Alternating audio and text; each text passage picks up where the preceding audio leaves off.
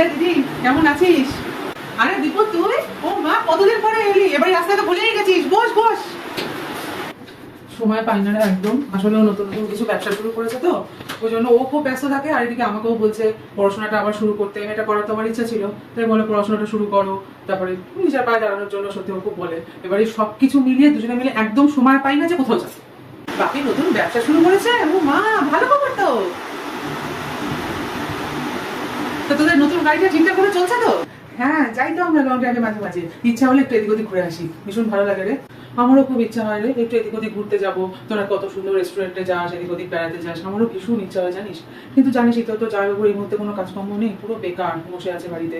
আর এদিকে বাচ্চাটা হয়েছে, খরচাও এখন প্রচুর, দায়িত্ব প্রচুর। দেখিস না রে, বাপির ওখানে যদি কোনো কাজের একটা ব্যবস্থা হয়, তাহলে যদি একটু করে দেয় ভীষণ উপকার হয়। একটা রোজগারের তো এই মুহূর্তে দরকার বল। আচ্ছা ঠিক আছে, আমি ওকে বলে দেখবো, তাহলে যদি কোনো জায়গায় কাজের কোনো ব্যবস্থা করতে পারে আমি বলবো রে, তুই চিন্তা করিস না। তুই বস, আমি তোর জন্য কিছু খাবার নিয়ে আসি। আরে না না, ওসবের কিছু দরকার নেই, তুই বস না, একটু গল্প করে দিতে, অনেকদিন পর দেখা হলো। আরে দাঁড়া না, বেশি সময় লাগবে না, আমি এক্ষুনি যাবো আর এক্ষুনি আমি নিয়ে আসছি, তুই বস তো। এনে এটা খা, তুই তো ভালোবাসিস খেতে, তোর জন্য নিয়ে আসলাম। ও মা, পায়েস দারুণ হয়েছে খেতে, সত্যি ভীষণ ভালো হয়েছে রে।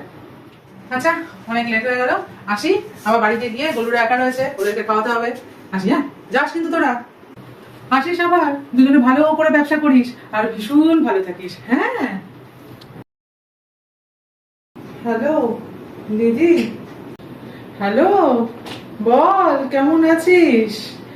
তোদের এই যে নতুন ব্যবসা শুরু করেছিস, ঠিকঠাক ভাবে ভালোভাবে চলছে তো? বল। ভালো নেই রে, ওর ব্যবসায় অনেক বড় লস হয়ে গেছে। সবকিছুই ঠিকঠাক ভাবে ছিল, কি করে যে এরকম এত বড় লস হয়ে গেল কিছু বুঝতে পারলাম না। হওয়া কাজগুলো সব নষ্ট হয়ে গেল, এখন যে কি করব কিচ্ছু বুঝতে পারছি না। দুজনে এত টেনশনের মধ্যে রয়েছি। ই বাবা, কি বলছিস? খুব খারাপ লাগলো রে শুনে। যা করেছি তাতে কাজ ভালোভাবেই হয়েছে। আমার বোনের এদিকে কিছু হচ্ছে না, ওইদিকে ও এসে বলছে ওর বোনের ব্যবসা হয়েছে, গাড়ি হচ্ছে। তা খাওয়াচ্ছি, এটা খা, তারপরেই বুঝতে পারবি কি করে কি হবে।